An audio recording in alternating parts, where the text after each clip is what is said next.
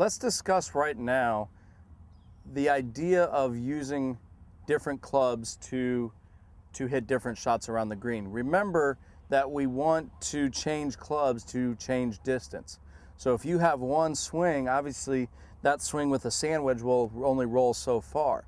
If you use the 9-iron, it's obviously going to roll farther, and a 7-iron would roll even further yet. So I want to give you a little formula that I've learned here that will help you choose which club to use around the green. It's a very basic formula. Let me explain that. It's a very general formula.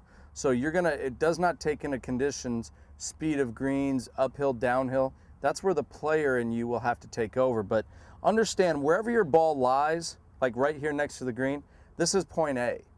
And what we want to do is we want to pick a spot where we want to land it. That's point B.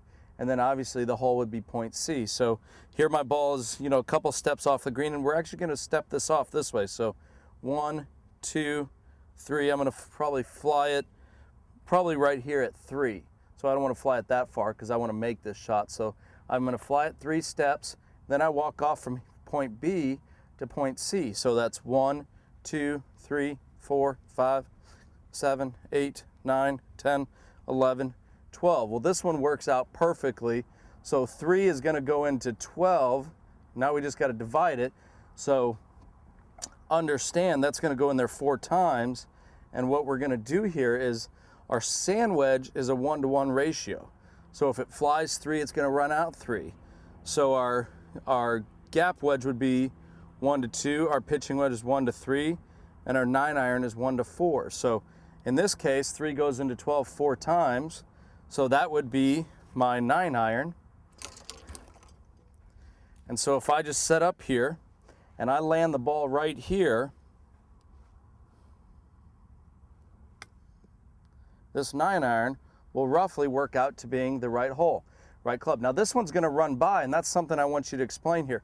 What you can't really see on camera here is that this is downhill, okay? So if this was a flat shot, that'd be perfect. So like I said, it does not take into consideration speed of greens, uphill or downhill, but this club did exactly what I wanted to do.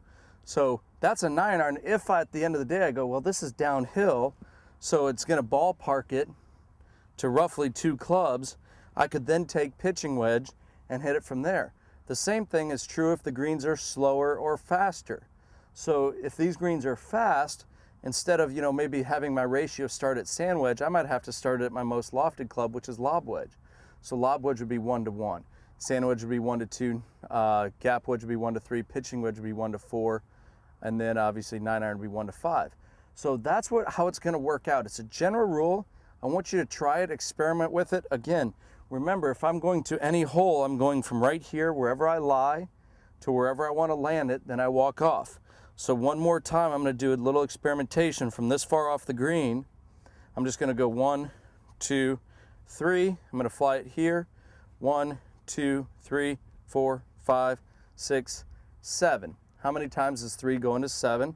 That's twice. And again, if the greens are fast like they are here, lob wedge, then sand wedge. So I would take my sand wedge in this case from right here, land it there where I want, which is 3 steps. I let the ball land and run out towards my hole, and that's what we want to have happen. So use this rule. It's just, like I said, a general rule, and I think it'll help you use and choose which club will help you out when you're chipping, and see if that helps you out and helps you lower your scores.